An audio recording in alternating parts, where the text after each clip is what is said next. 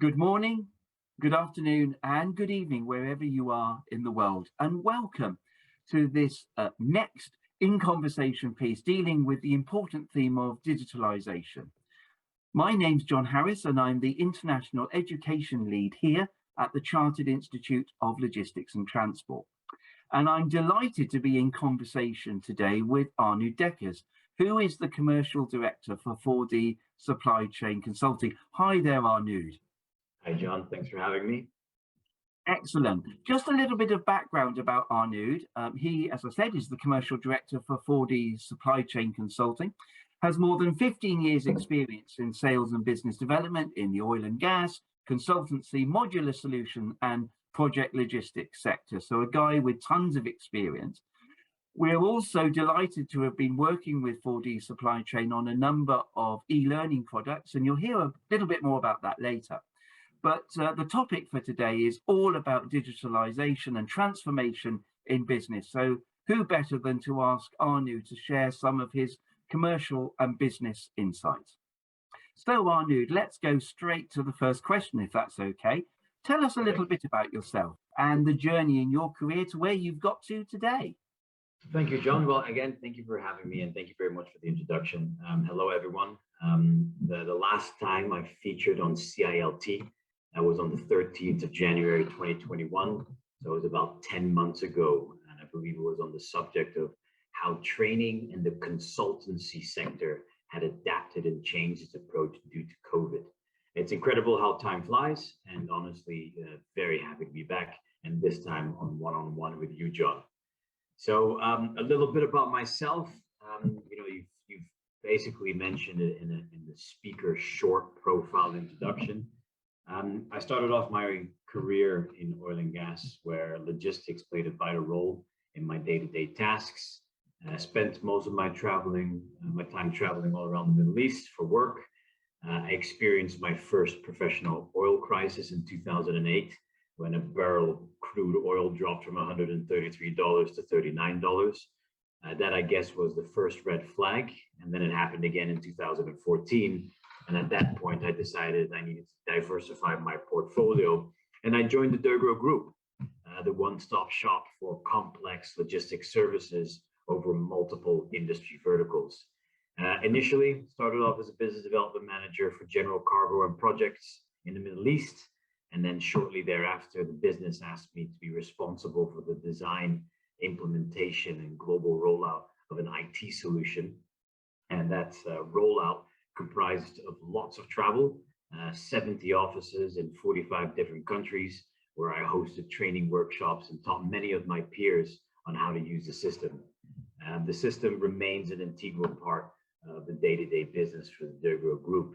So with that task completed, we established 4D Supply Chain Consulting almost about 2 years ago, offering a wide range of services from client support, manpower provision, and competence development and training. Now, obviously, focusing our attention on the training element of our client services, which is more in line with our discussion today, John. We offer both e-learnings and classroom trainings and cover key high-risk technical topics delivered by industry experts. And that is where I am today, the Commercial Director for 4D. Over to you, John. Yeah, fantastic. So a real breadth of experience there, a lot of responsibility. Taking on that kind of responsibility team, let's think about what happened in 2020. So how has consultancy needed to change to deal with the new COVID environment? That's a good question, John. The consultancy industry was already being disrupted before coronavirus. However, they changed even quicker due to COVID. There were already various trends of emerging technologies, commercialization of knowledge, and outdated business models. But due to the overnight changes of COVID in the workplace, that meant remote working, leaner budgets, and the need for contingency plans. Now, thinking about consultancy in the environment right now, companies will continue to pay top dollar for strategic thinkers. But when it comes to the implementation of the business strategy, this can now be done virtually, which means companies won't require a number of consultants to work in their offices, to implement that strategy, again, saving costs. Now, looking at digitalization and how that environment has changed and how rapidly it's changed due to COVID, digitalization has been a big ticket item since the start of COVID. The rapid adoption of remote working and the related technologies, like what we're using right now, Zoom and Teams, they will obviously stick around for sure. And as a result of this, I see that a lot of clients will demand their consultants and their consulting firms to shift their delivery models to more of a digital world. And since remote working, I'm currently working from home. I see, John, you're also at home. Working from home highlights gaps in our work processes. Clients will require methodologies and work processes that can be delivered remotely through digital technology. A few questions that come to mind is, how do you digitize a robust collaborative business strategy process for the executive team? And how do you train and upskill your employees remotely?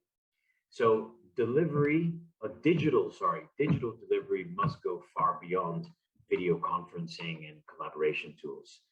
And I see that a lot of consulting firms will develop their offerings. They will augment it rather than replace the client teams. They will include value-driven, repeatable, and explainable approaches, executive dashboards to monitor KPIs, best practice training for future cases, and also robust training transition period for continued training within the company. Okay, excellent. Thank you, Arnoud, a very comprehensive answer there. I just want to pick on this point in a little bit more depth, because many of our CILT members across the world, they'll resonate with what you're saying, because a lot of them are professional consultants for what they do, either running their own businesses or they are working for larger companies. Where does the human dimension come in here? And what I mean by this is, we operate in over 40 countries across the world, and culturally these are very different.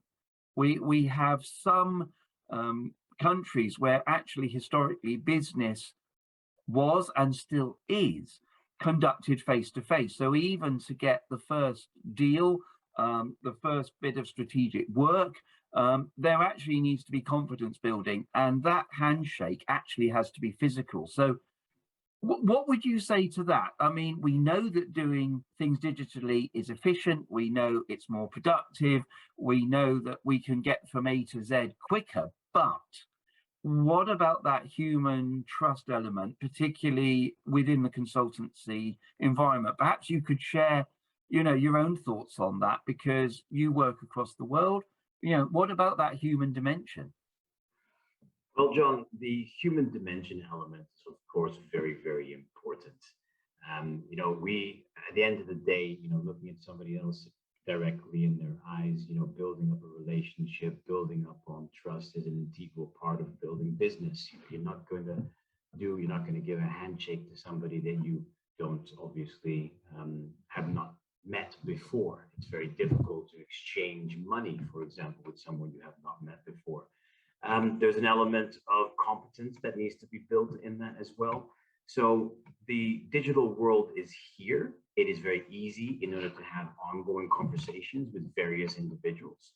And once you've got the initial contact and the initial meeting in place, teams and the digital effort can be followed afterwards.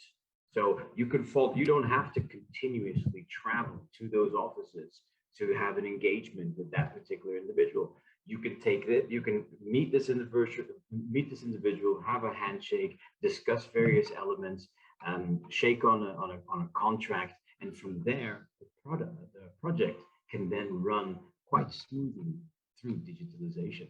That's what I meant earlier about these methodologies and these work processes that need to change. Yeah, a really interesting concept there, that actually trust and digital and almost the virtual handshake can still happen. But we have to be super sensitive to the culture of the organization, the culture of the country, and also the legislative and regulative framework that it sits in.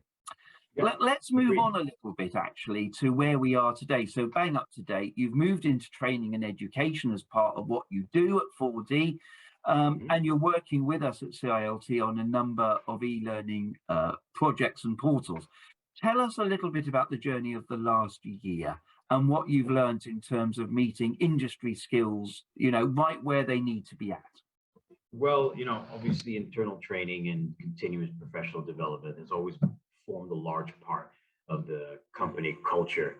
When I look back at last year, we need to, when I look back at last year, we need to look at basically our industry, and we noticed a gap in the online bite-sized interactive e-learnings. So leveraging the wealth of the group, we decided to adapt our approach for training by offering online interactive bite-sized courses. Obviously moving away from the more traditional delivery of training, which is obviously in a classroom setting or on the job with supervisors and more experienced employees. That historic idea of face-to-face training obviously had been put to test during the COVID times. And I mentioned this previously in our conversation about 10 months ago. COVID saw this market changing and evolving ever so quickly, and we experienced a growing interest in people wanting access to these bite-sized micro-credential courses. So in terms of meeting industry skills needs, we have developed industry-specific e-learnings to support the continuous professional development, and they are suitable for everyone. We've got key topics such as Incoterms 2020, where we explain the latest changes of Incoterms and its impacts. We identify the best Incoterm rules suited for contracts, as well as the do's and don'ts for each Incoterm rule. As you have seen, because it's CILT endorsed, we have the Bill of Lading, where we define various types of BLs and their importance. We explain the best practice while dealing with a BL, and also look at the risks associated with a BL and how to mitigate it. And another one that we've just recently released, which is another key topic, is the letter of credit. Where we describe the process of an LC. We look at identifying the best LC that is suited for the shipment, and obviously understand the best practices while using an LC. These topics, and there will be more, flashing and securing, air freight essentials. These meet our industry skills, and there's definitely a need to understand them. Yeah, fantastic. I mean, I heard the word bite size repeatedly through that, and it's a word that is featuring in the vocabulary of a lot of our branches of CILT and our training partners globally. I mean, where do you think this bite size is going? Do you think it's now very much here to stay? Is it going to take a larger part of the market? Well, if you look at company costs, and the time constraints of employees, and obviously the threat of work overload, which we have seen multiple times, it's very difficult to fit in meaningful training, into an employee's busy schedule. Looking at it from a realistic perspective, you set up a face-to-face training, you take those employees away from their desk either for a day or 2 days, or perhaps even for an entire week, or maybe even longer. And when you look at the value of these bite-sized e-learnings, they can become quite handy. You're providing all the information to your employees in less time. So an employee can learn whatever they want. And bite-sized e-learnings result in better learner management, because let's face it, it's very difficult to focus on something for more than 20 minutes in one go. You don't need to sit down in a classroom for hours. People could do it from the comforts of their home or in their office. You can even do it in the train while on the phone, for example. People can learn at their own pace. You don't have a teacher in front of you where maybe you might be a little bit slower or quicker than the rest. And so you can stop with your own bite-sized e-learning whenever you want. You can come back to it at a later stage. You can repeat the course over and over again in case it's of interest to you. But most importantly, it's also very cost effective and significantly lower. Ultimately, and we're doing it right now, we're sitting here in front of our laptops, or we're sitting on our telephones, and every day we're on the screen. So these bite-sized e-learnings are online, they're accessible at all the time, and with just a click of a button. So the question is, isn't that true value? And wouldn't you see this moving on to the next stage? Yeah. Yeah, I mean, picking up on that true value, would you agree then, Arnoud, that it's not just being able to access the training in an efficient and easy manner, but it's also about having the time and space to translate that into action? So whether we learn in a classroom, whether we learn in a workshop, or whether we learn like this virtually, actually, if you don't have the time and space and structure to actually then rush off and do your bill of lading or your letter of credit or whatever you're doing, unless you've actually got that practice, that's the bit that really matters with competence, isn't it? I totally agree with your comment, John. Yeah. So, I mean, I think it's interesting because, again, we see cultural differences where we see certain cultures reverting back to very much the classroom and the going into a college or a venue to actually learn about logistics, and others that are saying, actually, this has almost freed us up, and now we're able to do it in a smarter, more blended way. Yeah, what's your view on that? I mean, online has got its own barriers. Do you think it might create a sort of second wave of barriers to learning that perhaps we've just got to be really cognizant of? Thankfully at 4D, we are focused on bite-sized e-learning. So, short trainings, whereby anybody can learn at their own pace. Obviously, as I mentioned before, our extensive knowledge in the logistics sector has allowed us to take information and make it more manageable from a knowledge retention and time management perspective.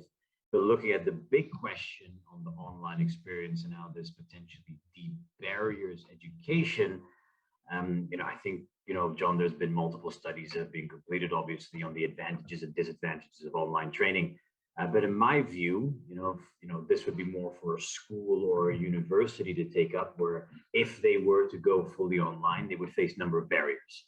And likely what you said earlier a few moments ago, for example, we've got a lack of personal relationship with the students because his teacher is on the virtual world, and the students on the other side, you don't know if the student is listening to you or if they're paying attention. They don't even need to show their face in some circumstances.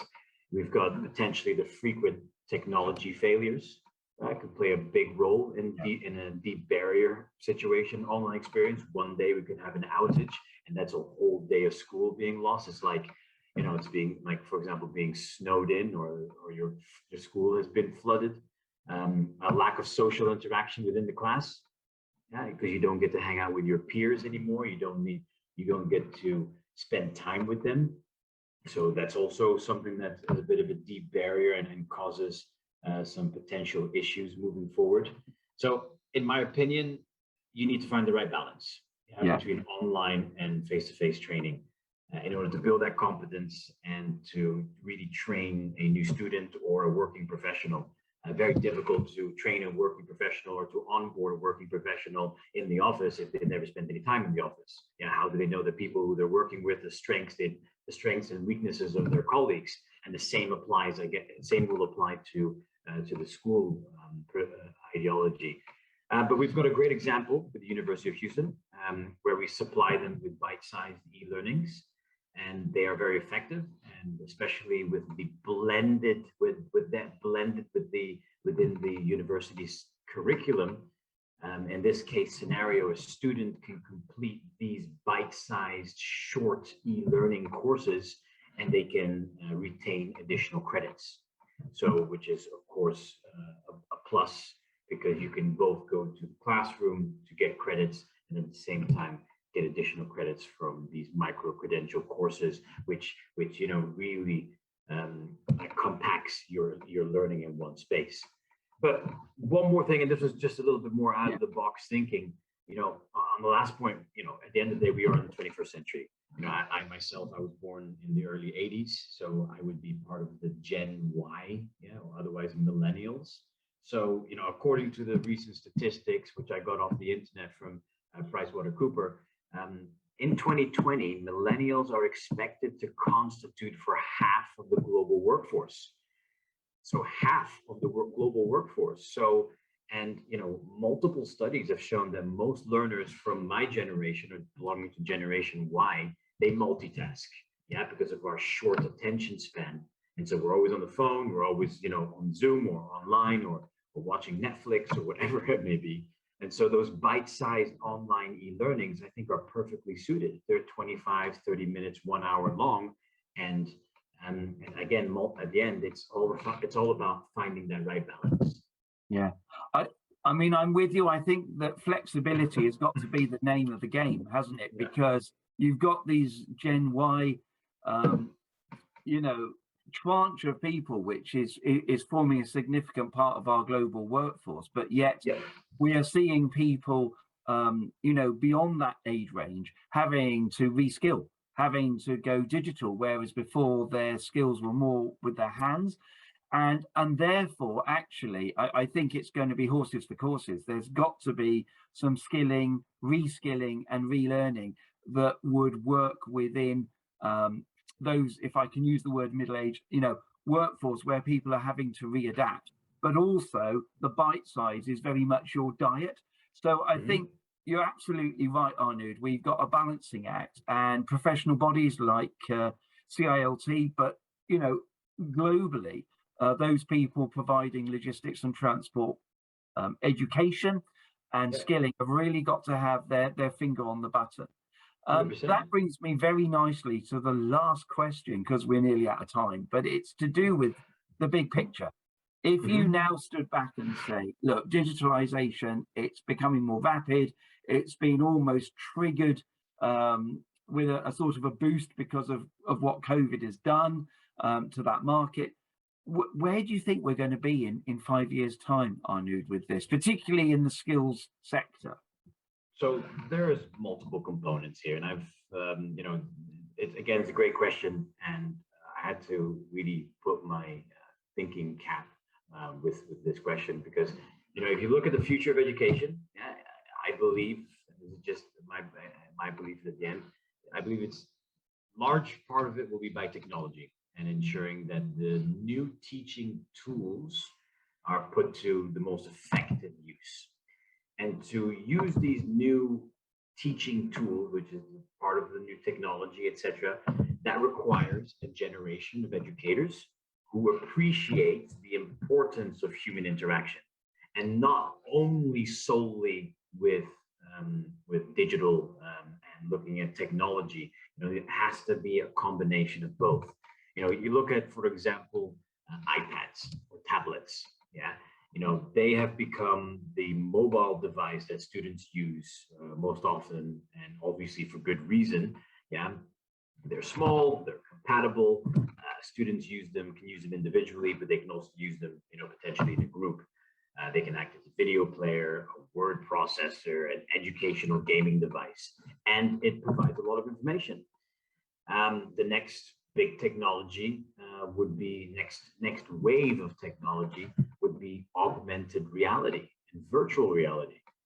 Taking another step further, you've got these reality devices that you place on your head for your and you can really enhance real world materials. You can pick things up, you can move things around, you can go through various education and simulations, and you can create an immersive digital world in which students can interact in a virtual 3D. Basically, you can sit in your classroom and you can travel the whole universe without leaving the classroom at all, which I think is incredible. But then again, there's two parts to it. And I said, earlier that I had to think about this question in a little bit more detail, because with that said, the rush for digitalization has brought on cyber risks. So, you look at bullying, you look at technology addiction, you look at hacking, you look at privacy invasion, gaming disorder, has been officially recognized as a medical condition by the World Health Organization. So on one hand, we need to help our students acquire those digital skills to keep up with the fast changing landscape.